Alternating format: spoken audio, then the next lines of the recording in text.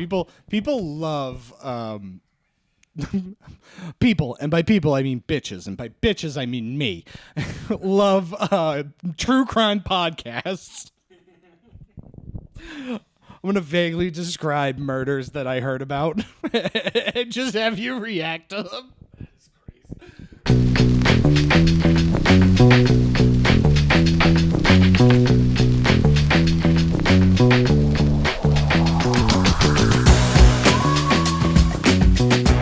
Hi, everybody. I'm Chris. Hi, I'm Eddie. And we are not too old to talk about the movies that we love so very much, but there is a plague, an epidemic perhaps, among us. Sequels and remakes. Everything feels like a sequel or remake. I know it's a meme. I know it's everything online that people say, but it feels like it's true. What bugs you more, never-ending sequels or never-ending remakes at the movie theater?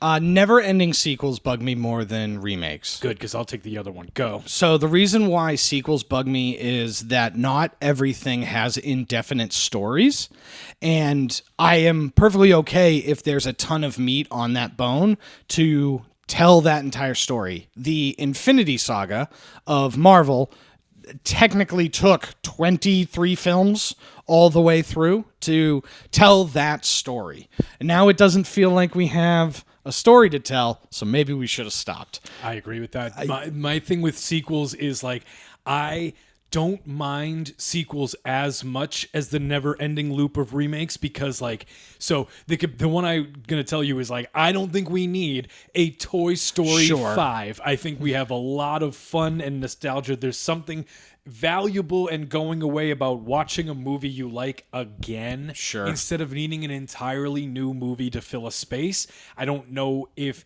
there's going to be anything other than diminishing returns on a story about a cowboy and a spaceman who that goes into what I was saying. It was like Toy Story ran out of plot, right?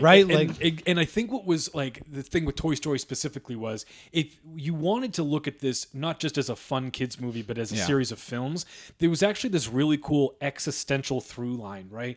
These toys having to accept that they're toys. Buzz Lightyear having to accept that he was a toy at all. Then all of the toys having to accept what being a toy means and growing up. And then all of the toys accepting moving on and being with a new kid, which is why Toy Story 3 was probably where you stop, because I can be a sucker for things like Fuller House and that 90s show, because if you like something, checking in on it feels comforting. Fuller House wasn't good, but it was comforting. You know what I mean? It was fast food. It made you feel good at the moment with very little substance, but at the least it was a check-in on something, I guess. But you're right. We don't need a never-ending supply of this plot. It's okay if some stories end. My issue with remakes, they're very rarely better or even worth doing at all.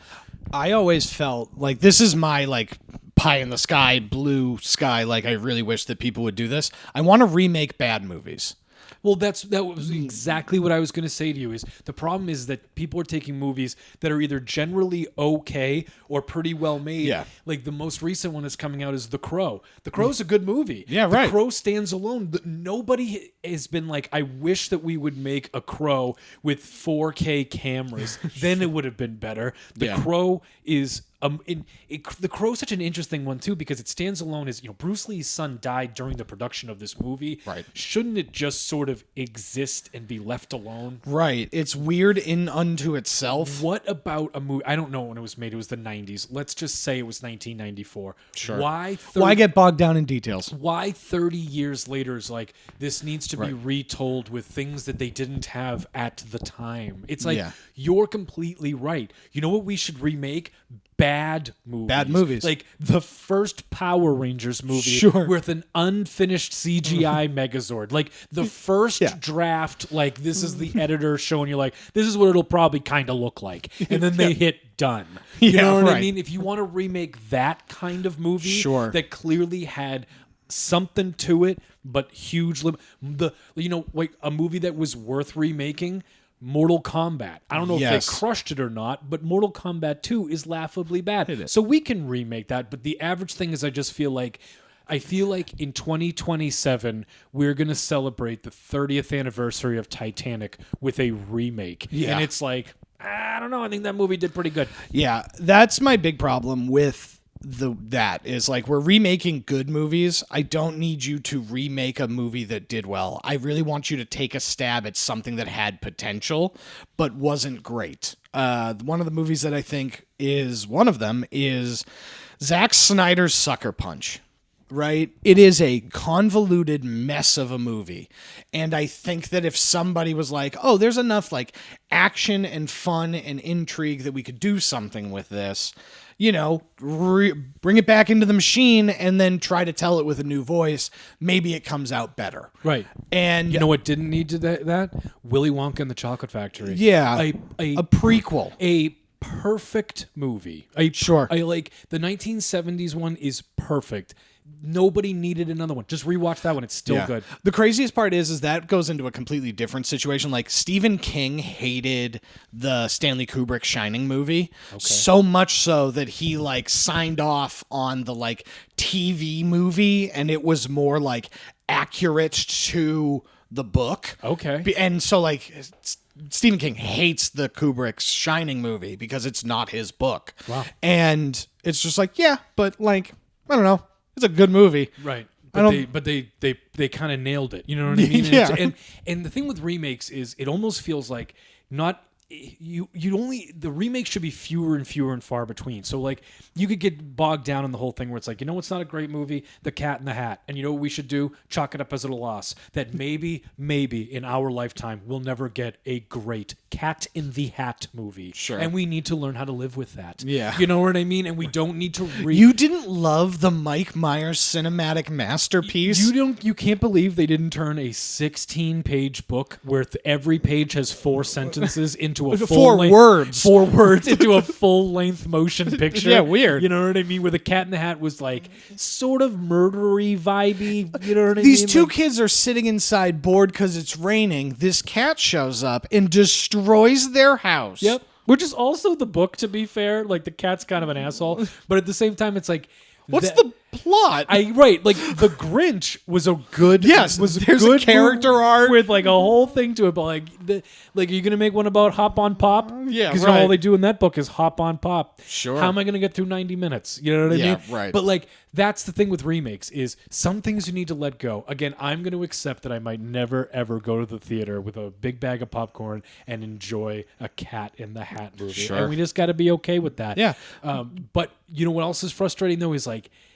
Sometimes, to your point about never-ending sequels have the potential to give you an iller taste of the original, right? Yeah. So, like, I don't know if it dampers the first one or not, but I'm telling you that more Jurassic Parks have not been good for the legacy of the first one, which is one of the best movies ever. Yes. Ever made. With the practical effects, the acting, the scene, like that movie will always be a classic forever.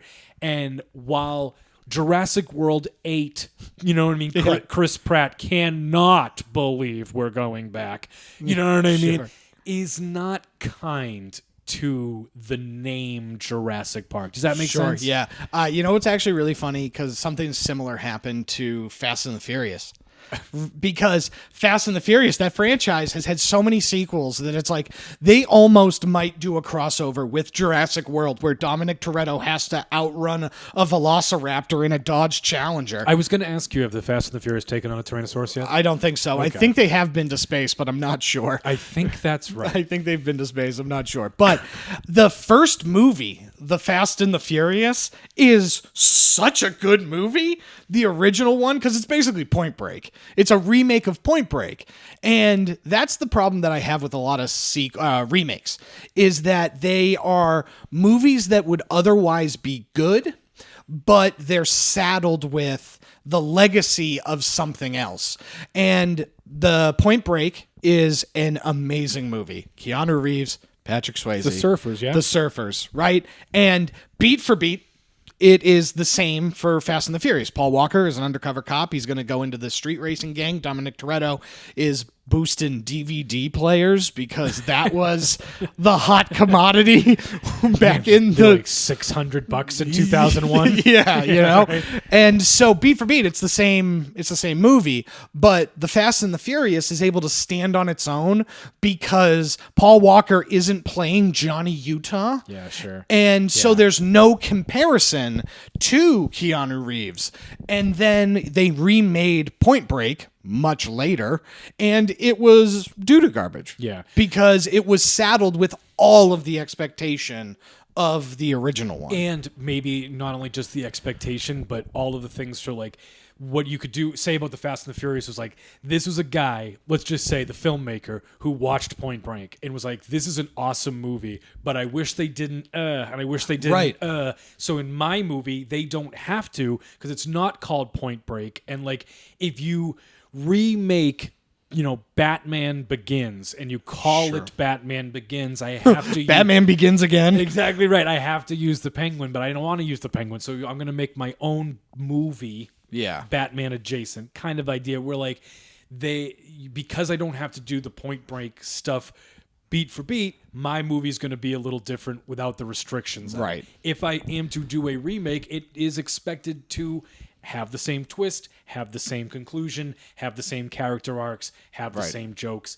And like remakes can be very cool, or like these almost like these refreshers. I don't know The if legacy sequels, like Top Gun. Top Gun was a great, perfect movie. Sure. Like it was Maverick, Top Gun Maverick. It was a 10 out of 10. Like it was exact. Like not every movie is the best movie I've ever seen. Right. That is a very short list of movies that I've only seen like a handful of times. Like I've only seen. And it can technically only be one. Yeah. Like I don't go with the word best. Yeah. But it's like 12 Years a Slave, Schindler's List, like those movies I've only seen one. Dumb and Dumber. But there are movies like Top Gun Maverick that I've seen multiple times because they're perfect in a different way. Sure.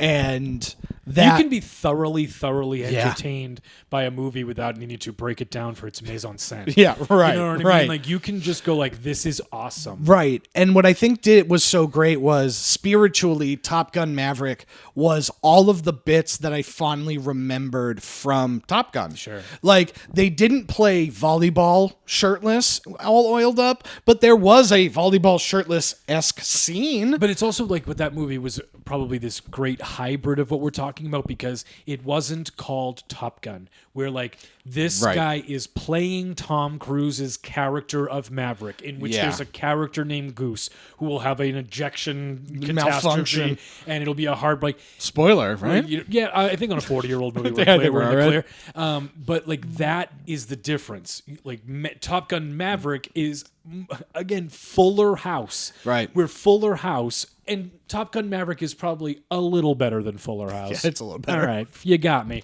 But what Fuller House was like, it was a check-in on these people that you know and you like, with a new spin on the world it created. Correct. You know what I mean? Like, you know, hey, there's Danny Tanner sometimes and DJ Tanner all the time, and every once in a while it's Uncle Jesse. And in this San Francisco universe, they're doing newer things.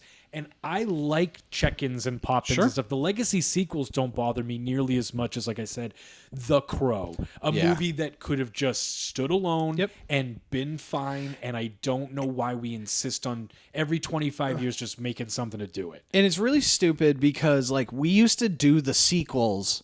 Like, Warner Brothers would greenlight the Cat in the Hat movie because that would be the tentpole movie that they know in the middle of July parents will bring their kids to get out of the heat, right? Like that's what it is. And those movies would just fund the artistic projects. Sure.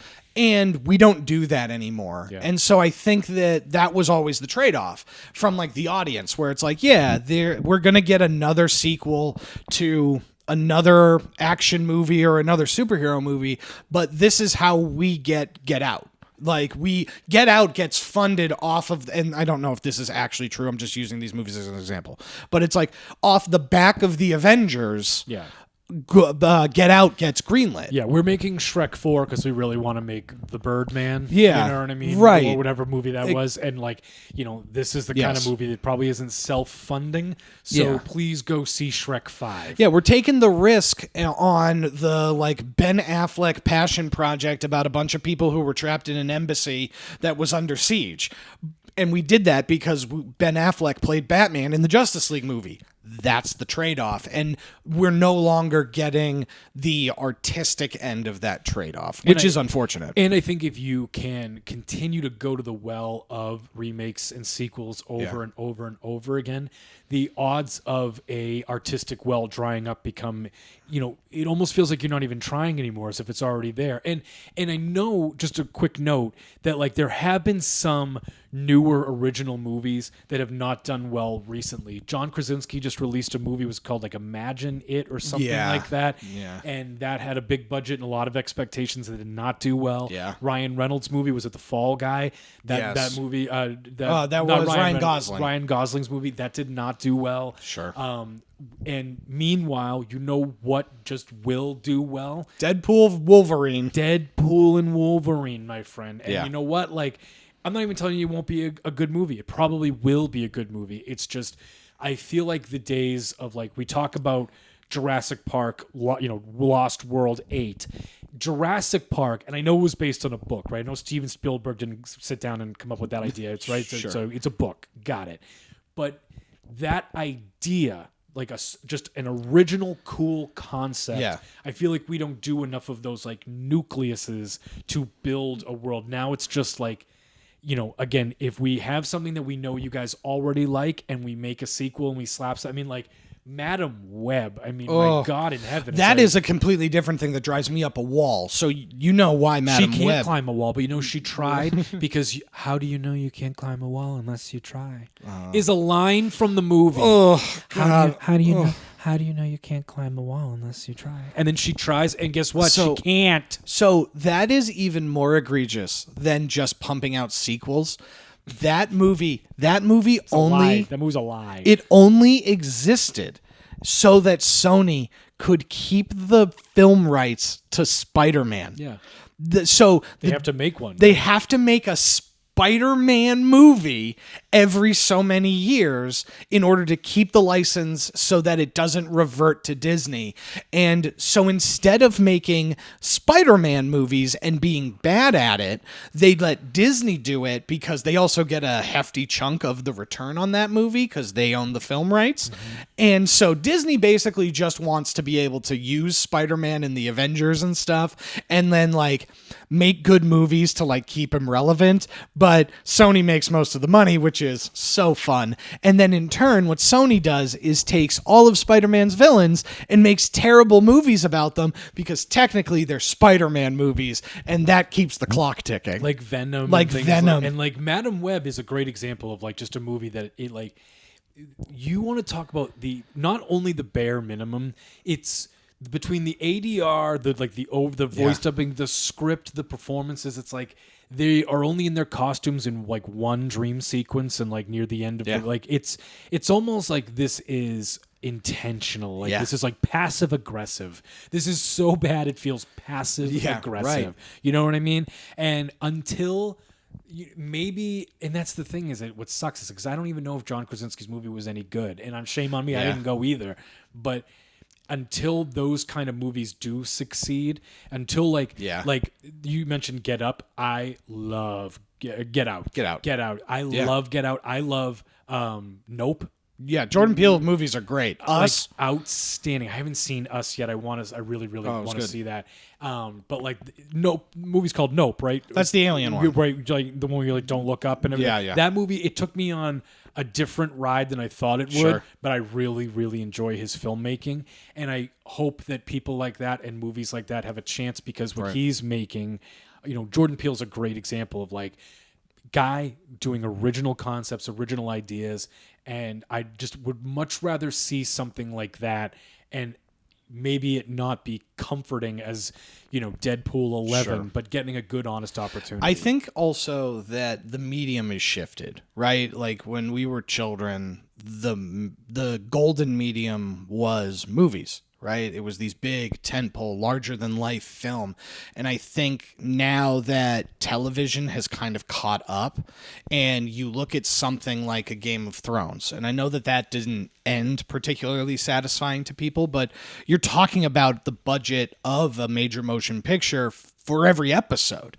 And so I think you're finding a lot of people, Stranger Things is another perfect example where it's like, I bet you the Duffer Brothers could have made 3 Stranger Things movies and they would have been the exact same plot and they would have been killer.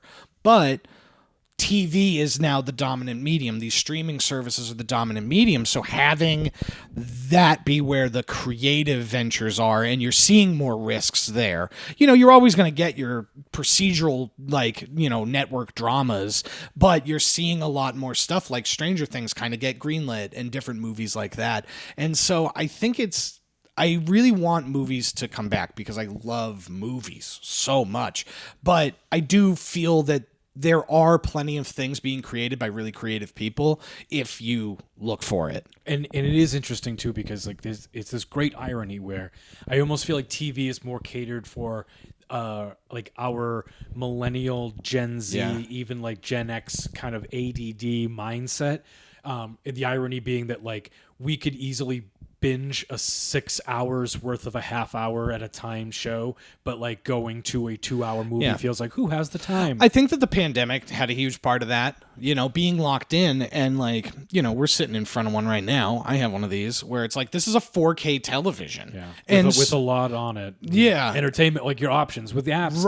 I mean, depending on how many apps you have, you probably have everything you've ever liked. Right away. Right. And so I can pull from like, you know, just Disney Plus alone. I can watch any Star Wars or any Marvel movie that I want to watch. And even like newer things that like come out periodically, episodically on Netflix or whatever. Right. It's the digestibility of like, I'm already in my home. I'm already home. And I do think that the theater going experience is bad, right? Currently, I think that there are premium theater experiences that are very high end and very nice. Around here we have Showcase, and Showcase has the Lux level. Sure. And the Lux level is 21 plus. It's separately seated.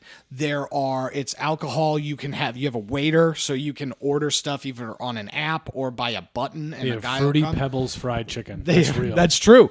And so I'm able to have this really expensive experience that is worth it for going. The only problem is that those tickets are $35, $45. Yeah. And so it's like I can't do that every week, especially when the option is I can watch it in 4K at my home, and when I gotta pee, I just pause it and then I go to the bathroom. So you got to think about that's the thing too, is that like, you know, not to go too far down this road, but like, you know, the economy's not what everybody would like it to be right now. Sure. And if you used to go to the movies, right, and it was, you know, I'm not that old. Let's just say even they were like, you know, $10 tickets. Right. You know what I mean? Each.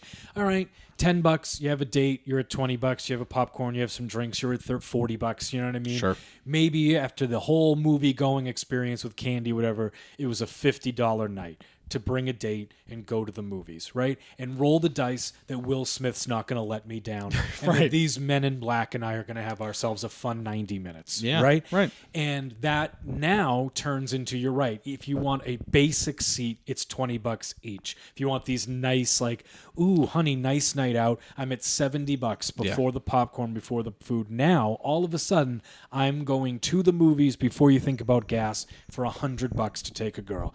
And now it's $100 to go to the movies, and I got no guarantee that I'm even going to really like it. Sure. Unless it's Deadpool 7. Right. You know what I mean? Whereas if her and I were to stay at home and throw something on and we're more comfortable and we didn't like it, no harm, no foul. We can just turn on something else. And so maybe that is one of the big reasons. I also think, and this is my like, get off my lawn, you damn kids, but I do think that the children that were locked inside for the pandemic that like became teenagers, because there's that window, and we all experienced it, where... Wait, what happened? I know. Well, I'm talking about the pandemic, but I'm talking about that age range where you're not a child because you're 16, you probably have a car or one of your friends has a car, and or access to one at least, but you're not 21 yet, so you can't like go out to a bar or anywhere. So what do? You go to a movie, and those children that